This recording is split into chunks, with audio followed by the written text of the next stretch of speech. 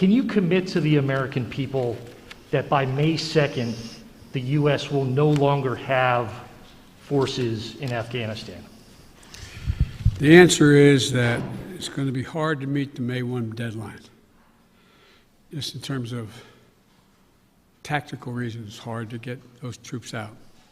So what we've been doing, what I've been doing, and what Secretary Blinken has been doing we've been meeting with our allies, those other nations that have NATO allies who have troops in Afghanistan as well.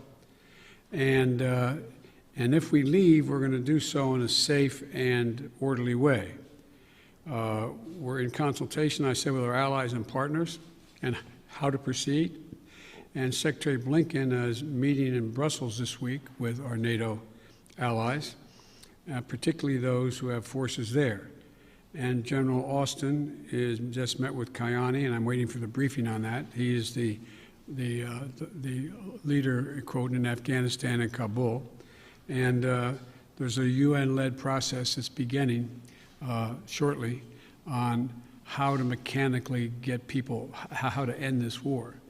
But it is not my intention to stay there for a long time. But the question is, how and in what circumstances do we meet that agreement that was made by President Trump to leave under a deal that looks like it's not being able to be worked out to begin with? How's that done? But we are not staying a long time. You just said if we leave. Do you think it's possible that we will leave? The question is when we leave. Do you believe, though, it's possible we could have troops there next year? I can't picture that being the case.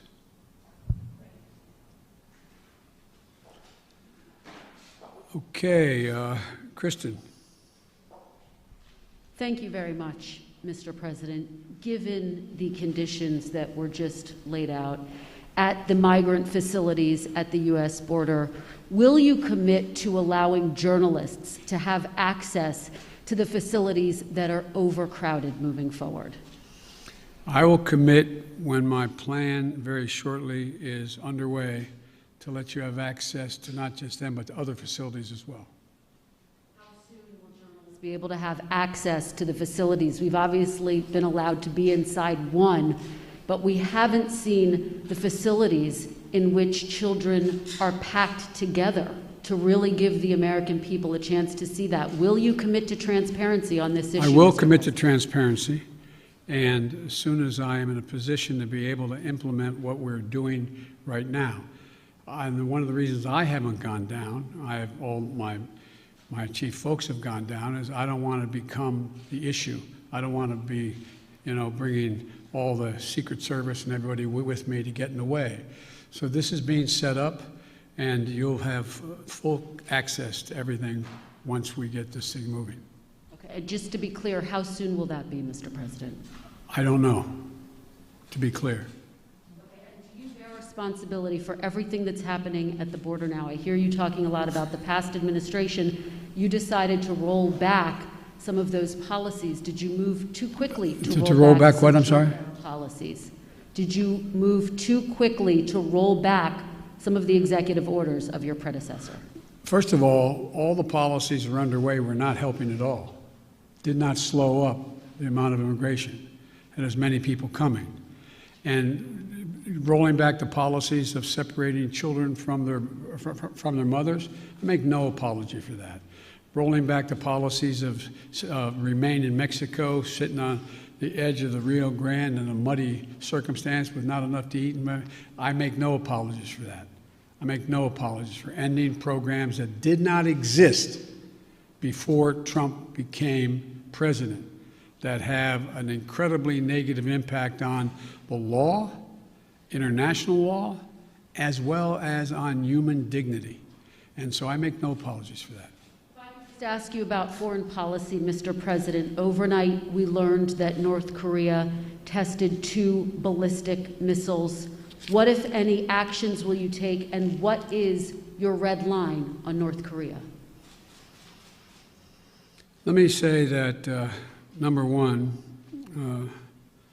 UN Resolution 1718 was violated by those particular missiles that were tested. Number one. We're consulting with our allies and partners, and there will be responses if they choose to escalate. We will respond accordingly.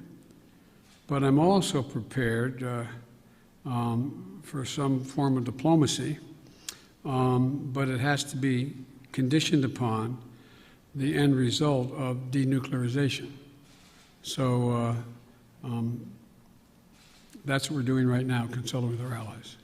Just very quick follow-up. You only got another hour now, okay? Diplomacy, can you define what you mean? And former President Obama warned the incoming President Trump that North Korea was the top foreign policy issue that he was watching. Is that how you assess the crisis in North Korea? Yes. Okay, hang on a second here. Kristen, Nancy, CBS. Thank you very much, Mr. President.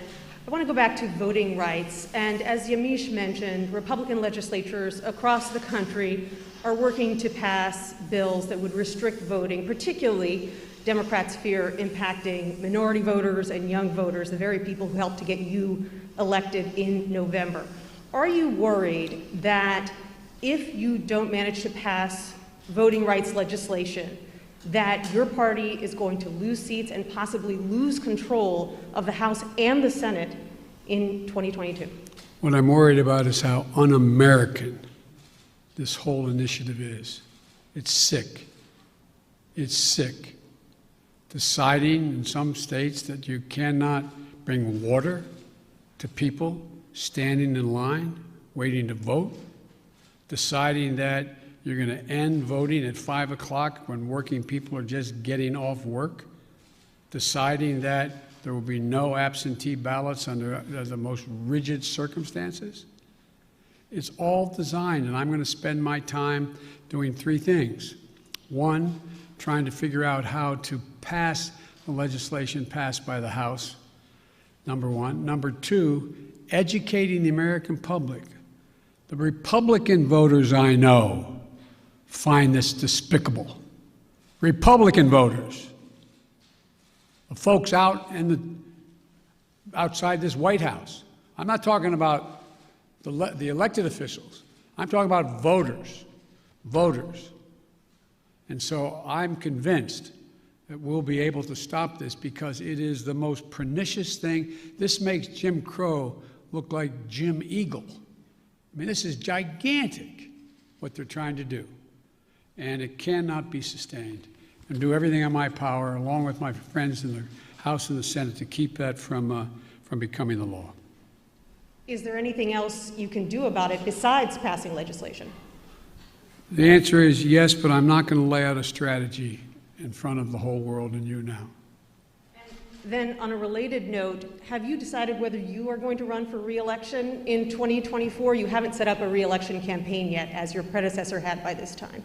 My predecessor needed to. My predecessor. Oh, God, I miss him. No, the answer is yes. My plan is to run for re-election. That's my expectation. And then on one other note, on bipartisanship, your old friend, Mitch McConnell, says you have only spoken to each other once since you took office, and that you have moved far left since taking office. Do you see it the same way he does? Have you rejected bipartisanship? No, I haven't at all. I've been meeting. When's the last time a president invited the opposite party down at least a half a dozen times to talk about issues, everything from how we work. We're working with a group of 20 members of the Senate right now and House on how we reestablish our ability to make computer chips, and how we get ahead of the game, how we can work together. We're working together on a bunch of things. But look, I know Mitch well. Mitch knows me well. I would expect Mitch to say exactly what he said. But this is a matter of making sure that I would like elected Republican support. But what I know I have now is I have electoral support from Republican voters. Republican voters agree with what I'm doing. And so unless Mitch says the last thing I did is last piece of legislation is so far left, well, then he ought to take a look at his party. Over 50% of them must be over that edge as well, because they support what I did.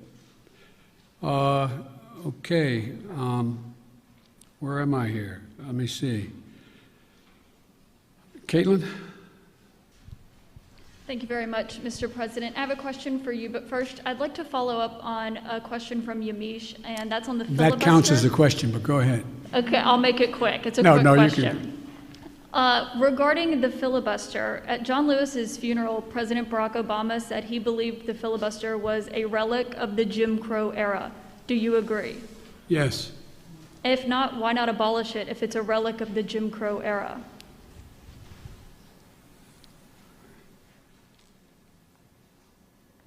Successful electoral politics is the art of the possible. Let's figure out how we can get this done and move in the direction of significantly changing the abuse of even the filibuster rule first. It's been abused from the time it came into being by an extreme way in the last 20 years. Let's deal with the abuse first. It sounds like you're moving closer to eliminating the filibuster. Is that correct? I answered your question. You also just made some news by saying that you are going to run for re-election. I said that is my expectation. So is that a yes, that you are running for re-election? Look, I don't know where you guys come from, man. I've never been able to travel. I'm a great respecter of fate. I've never been able to plan 3.5 years ahead for certain. And if you do run, will Vice President Harris be on your ticket? I would fully expect that to be the case. She's doing a great job. She's a great partner. She's a great partner. And do you believe you'll be running against former President Trump? Oh, come on. I don't even think about it. I have no idea. I have no idea whether there'll be a Republican Party. Do you? I know you don't have to answer my question, but I mean, do you? I mean, look, this is the way I view things. I become a great respecter of fate in my life. I set a goal of that's in front of me to get things done for the people I care most about, which are hard-working, decent American people who really having it stuck to them. I want to change the paradigm. I want to change the paradigm. We start to reward work, not just wealth. I want to change the paradigm. If you notice, didn't you find it kind of interesting that my Republican friends were worried about that the cost and the taxes that had to be had, if there is any tax to be had as they talk about it, in dealing with the act that we just passed, which puts money in people's pockets, ordinary people? Do you hear them complain when they passed close to $2 trillion Trump tax cut, 83% going to the top 1%? Do you hear them talk about that at all? I love the fact that they found this whole idea of concern about the federal budget. It's kind of amazing. When the federal budget is saving people's lives, they don't think it's such a good idea. When the federal budget is feathering the nest of the wealthiest Americans, 90 of the Fortune 500 companies making billions of dollars, not paying a cent in taxes, reducing taxes to the point that people who are making, if you're a husband and wife, a school teacher, and a cop, you're paying at a higher rate than the average person making $1 billion a year is. Something's wrong. Their newfound concern. I'm concerned. Look, I meant what I said when I ran, and a lot of you still think I'm wrong, and I respect that. So I'm running for 3 reasons. To restore the soul, dignity, honor, honesty, transparency to the American political system. 2, to rebuild the backbone of this country, the middle class, hardworking people and people struggling to get in the middle class. They built America, and unions built them. The 3rd reason I said I was running was to unite the country. And generically speaking, all of you said, no, you can't do that. Well, I've not been able to unite the Congress, but I've been uniting the country based on the polling data. We have to come together. We have to. So from my perspective, it's to me, it's about just getting out there, putting one foot in front of the other, and just trying to make things better for people. Just hard-working people. People get up every morning and just want to figure out how to put food on the table for their kids, be able to have a little bit of breathing room, being able to make sure that they go to bed not staring to the ceiling like my dad did, wondering whether, since he didn't have health insurance, what happens if mom gets sick or he got sick. These are basic things. Basic things. And I'm of the view that the vast majority of people, including registered Republicans by and large, share that same view, that same sense of what is, what's appropriate. Justin Sink, Bloomberg.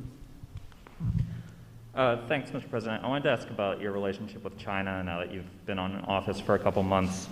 There's obviously the meeting in Alaska that was a little theatrical, and there's the continued human rights abuses. So today, I'm wondering, are you more likely than you were when you came into office to maintain tariffs on China? Are you considering banning imports of forced labor products? And would you consider cutting off U.S. investment or Chinese access to international payment systems? Well, look, they're each specifically legitimate questions, but they only touch a smidgen of what the relationship with China really is about. I've known Xi Jinping for a long time.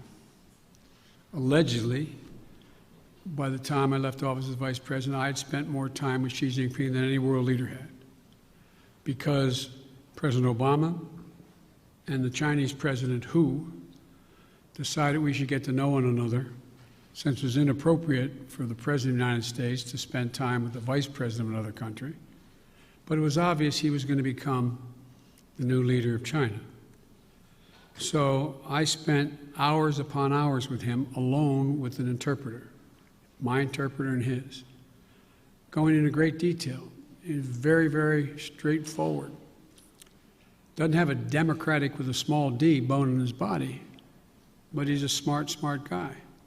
He's one of the guys like Putin who thinks that autocracy is the wave of the future. Democracy can't function in an ever complex world.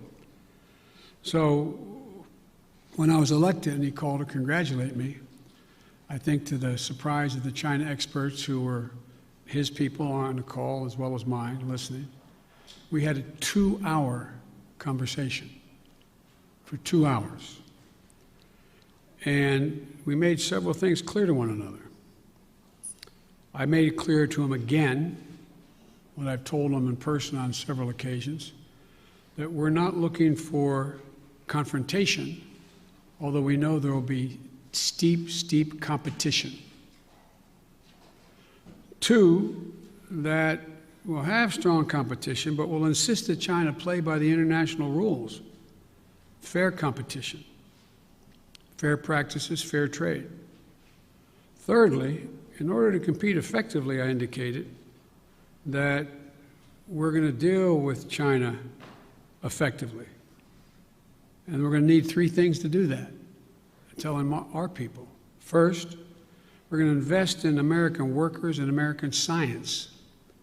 I said that all through the campaign. I say it again, and I'm setting up my administration to be able to do that, which is that, back in the 60s, we used to invest a little over 2% of our entire GDP in pure research and investment in science. Today, it's 0.7%. I'm going to change that. We're going to change that. The future lies in who can, in fact, own the future as it relates to technology, quantum computing, a whole range of things, including in the medical fields. And so what I'm going to do is make sure we invest closer to 2%. One of the reasons why I've set up the PAB, the President's Board with scientists and the like, again, is we're going to invest in medical research, cancer, Alzheimer's, diabetes, the things, industries of the future, artificial intelligence, quantum computing, biotech, and we're going to make real investments. China is out investing us by a long shot because their plan is to own that future. The second thing we're going to do is we're going to reestablish our alliances, and I've been very clear with them. It's not anti-Chinese, and we've talked about it. I want to make sure that, for example, later today, after this, as a matter of fact, shortly after this, which is fine, we're going close to an hour. I'm happy to go longer, but one of the things that I'm going to be doing, I'm going to be speaking with 27 heads of state in Europe. And very shortly, I think within the next hour or so, I don't know the exact time. And earlier this month, and apparently it got the Chinese attention, that's not why I did it, I met with our allies and how we're going to hold China accountable in the region. Australia, India, Japan, and the United States, the so-called Quad. Because we have to have democracies working together. Before too long, I'm going to invite an alliance of democracies to come here to discuss the future. And so we're going to make it clear that in order to deal with these things, we are going to hold China accountable to follow the rules. To follow the rules. Whether it relates to the South China Sea or the North China Sea or the agreement made on Taiwan or a whole range of other things. And the third thing, and the thing that I admire about dealing with Xi is he understands, he makes no pretense about not understanding what I'm saying any more than I do him. I pointed out to him, no leader can be sustained in his position or her position unless they represent the values of the country. And I said, Mr. President, as I've told you before, Americans value the notion of freedom. America values human rights. We don't always live up to our expectations, but it's a value system. We are founded on that principle. And as long as you and your country continues to so blatantly violate human rights, we are going to continue in an unrelenting way to call to the attention of the world and make it clear what's happening. And he understood that. I made it clear that no American president, at least one did, but no American president ever backed down from speaking out of what's happening in the Uyghurs, what's happening in Hong Kong, what's happening in country. That's who we are.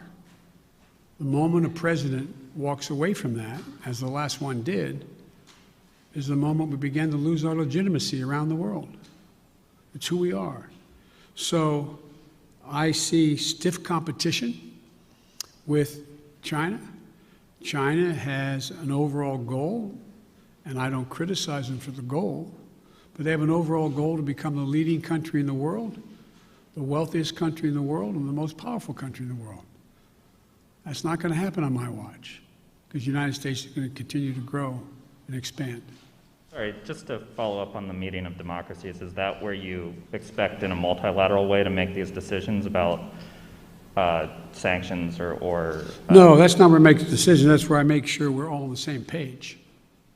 All on the same page. Look, I predict to you, your children or grandchildren are going to be doing their doctoral thesis on the issue of who succeeded, autocracy or democracy.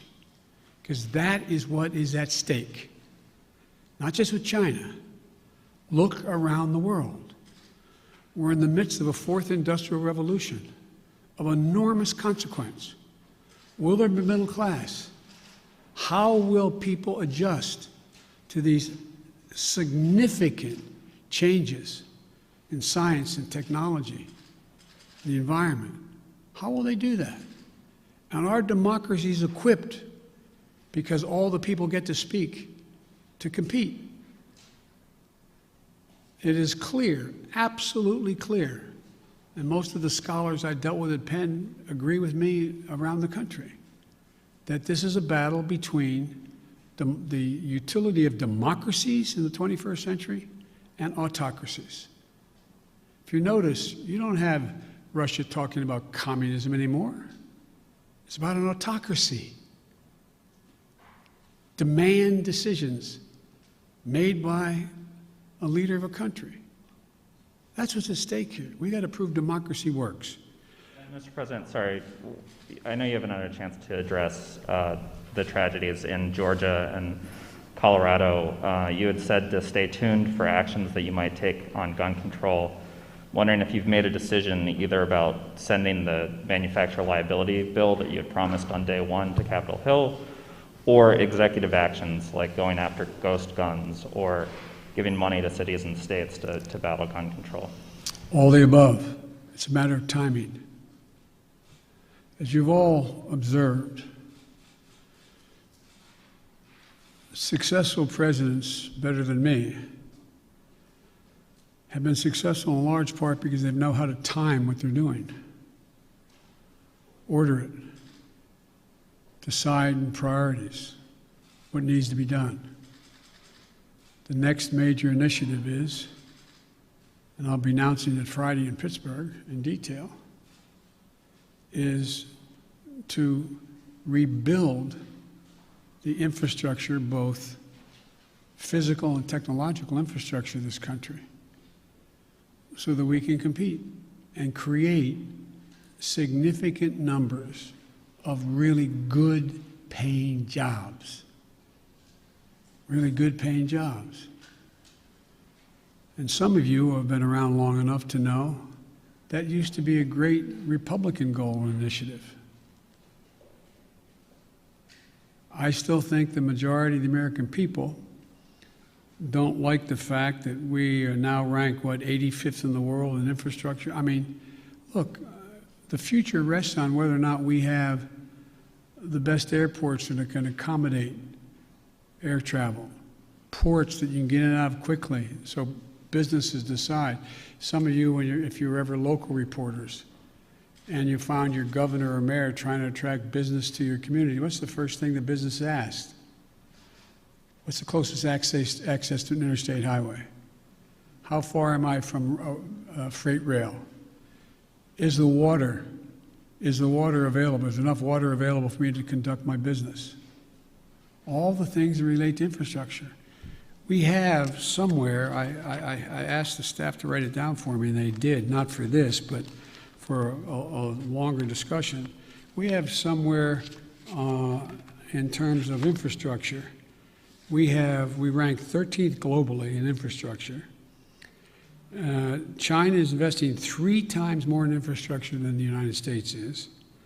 Bridges, more than 1/3 of our bridges, 231,000 of them, need repairs. Some are physical safety risks or preservation work. 1 in 5 miles of our highways and major roads are in poor condition. That's 186,000 miles of highway. Aviation, 20% of all flights weren't on time, resulting in 1.5 million hours lost in production. 6 to 10 million homes in America still have lead pipes servicing their water lines. We have over 100,000 wellheads that are not capped, leaking methane. What are we doing? And by the way, we can put as many pipe fitters and miners and us to work capping those wells at the same price that they would charge to dig those wells. So I just find it frustrating. You talk about, last point I'll make in the infrastructure, and I apologize for spending more time on it, but is that if you think about it,